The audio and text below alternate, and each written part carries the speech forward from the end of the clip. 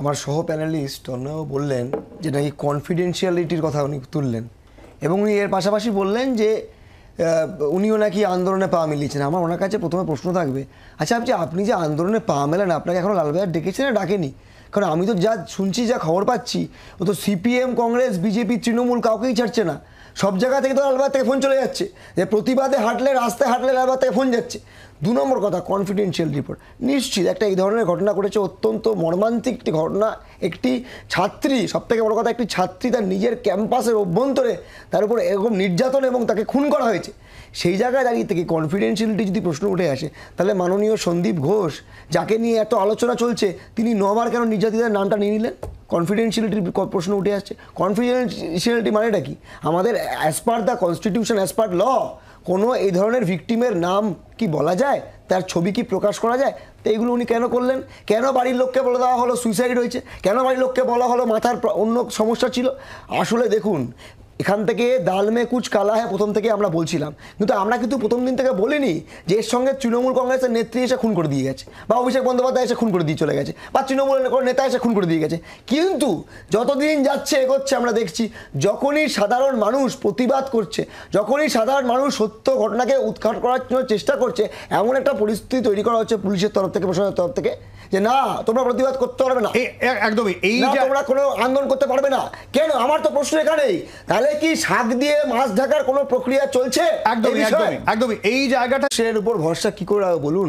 যখন 2-3 দিন ধরে অবস্থান চলছে, 500-600 পুলিশ হঠাৎ করে রাত্রিবেলা 12টার ঠিক আগ দিয়ে যখন স্বাধীনতা দিবসের প্রাককালে লোক 15,000 10,000 লোক, সাধারণ লোক, জনগণ সামিল হয়েছে সিপিএম, কংগ্রেস, তৃণমূল, বিজেপির ঊর্ধ্বে গিয়ে বিচার চাইতে, হঠাৎ করে 8 ঘন্টা আগে কেন ওই জায়গা থেকে পুলিশ ফাঁকা হয়ে যায়? কেন হঠাৎ করে কিছু হুলিগান ঢুকে গিয়ে ওই হসপিটাল ভাঙচুর করতে পারে? কেন হুলিগানরা ঢুকে গিয়ে, আজকে পুলিশ এখন রাখি বাঁধতে গেছে, যারা ওখানে বসে আছে তাদেরকে বাঁচাতে পারে না কেন পুলিশ? এই পুলিশের কী করে বসে রাখতে পারবো? আমার 2 নম্বর কথা দেখুন, এই যে বলছে না false news, fake news spreading, আরে ফলস নিউজ, ফেক নিউজ মানেটা কি? এই যে কোনো একটা ঘটনা ঘটেছে, সে ঘটনাটা আদতে মার্ডার না সুইসাইড না রেপ না অন্য কিছু, এগুলো ইনভেস্টিগেশন হওয়ার আগে একজন কী করে সুইসাইড বলে দিতে পারে? যে সুইসাইড করছে সেও তো ইনভেস্টিগেশনকে ভুল দিয়ে করার চেষ্টা করছে, তাহলে সে তো আরো বড় দোষী। তাহলে পুলিশ এর বিরুদ্ধে ব্যবস্থা নেবে না, নাকি তাদের বিরুদ্ধে ব্যবস্থা নেবে যারা নাকি মিছিলে হাঁটছে? আপনারা পুলিশের উপর ভরসা। শুভজিৎ, দেখুন, সম্পূর্ণরূপে ক্ষমতার আস্ফলন বোঝেন?